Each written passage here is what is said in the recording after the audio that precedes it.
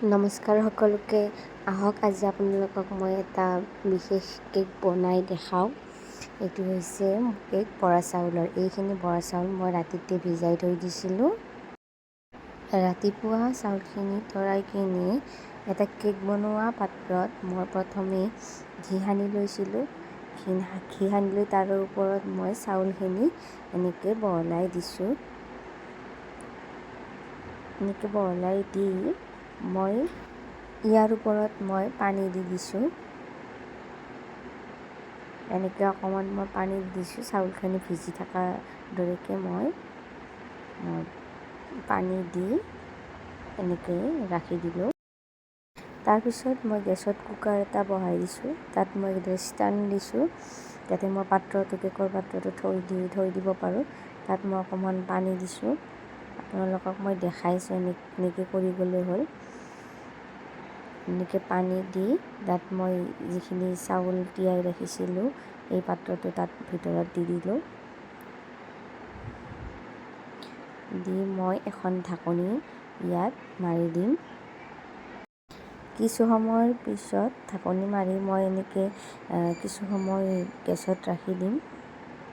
তাৰপিছত কুকাৰৰ ঢাকনখন তাৰপিছত 2-3টা চিটি যোৱাৰ পিছত মই কুকাৰৰ পৰা কেকৰ বাচনটো ওলাই আনিছোঁ। কি ধুনীয়া হৈছে দেখিছেনে? এইটো বৰা চাউলৰ কেক হয়। মই আপোনালোকক ক'ব পাহৰি গৈছিলোঁ। তাৰপিছত ছাইডত এটা মই কেৰাহী পাতি দিছোঁ। ইয়াত মই অকণমান চুজি ভাজি ল'ম। মই কেনেকৈ কেকটো বনাইছোঁ আপোনালোকে চাই যাব আৰু এনেকৈ বনাই খাব ভাল লাগে। এনেকৈ চুজিখিনি মই অকণমান ৰোষ্ট কৰি ল'ম। এনেকৈ ৰোষ্ট কৰি ল'লোঁ। ৰোষ্ট কৰাৰ পিছত আন এটা পাত্ৰত মই গাখীৰ অকণমান উতলাই লৈছোঁ। সেই গাখীৰখিনিত মই ভাজি থোৱা চুজিখিনি দি দিম। ভাজি থোৱা চুজিখিনি দি মই লৰাই থাকিম যাতে গাখীৰখিনি চুজিৰ লগত ডাঠ হৈ যায়। তেতিয়ালৈকে মই লৰাই থাকিম। এয়া চুজিখিনি ডাঠ হৈ গ'ল গাখীৰৰ লগত। আপোনালোকে দেখিছে ধুনীয়া হৈছে। এনেকুৱা হোৱাত আপোনালোকে নমাই ৰাখি দিব। তাৰপিছত মই কেকটো এখন বাচনত ৰাখি মই যে চুজিখিনি বনাইছিলোঁ সেই চুজিখিনি এই কেকটোৰ ওপৰত মই চামুচ এখনেৰে ধুনীয়াকৈ লেপ দি দিম। এনেকৈ ধুনীয়াকৈ লেপ দি দিম মই চুজিখিনি।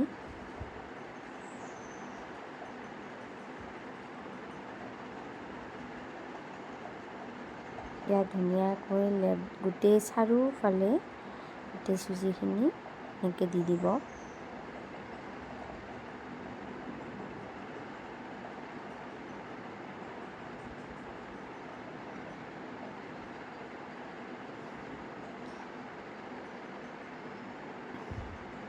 ইয়াৰ ওপৰত মই অকণমান ড্ৰাই ফ্ৰুইটছ দি দিম। ইয়াৰ ড্ৰাই ফ্ৰুইটছ অকণমান দি দিছোঁ। দেখিবলৈ শুৱনি হ'ব কেকটো। আৰু এনেকৈয়ে হৈ গ'ল কেকটো। আৰু এতিয়া মই কেকটো কাটি কিনে দেখাম। ধুনীয়া হৈছে। আৰু যিসকলে চেনি খায় তেওঁলোকে চুজিখিনিৰ লগত চেনি অকণমান দিব পাৰিব।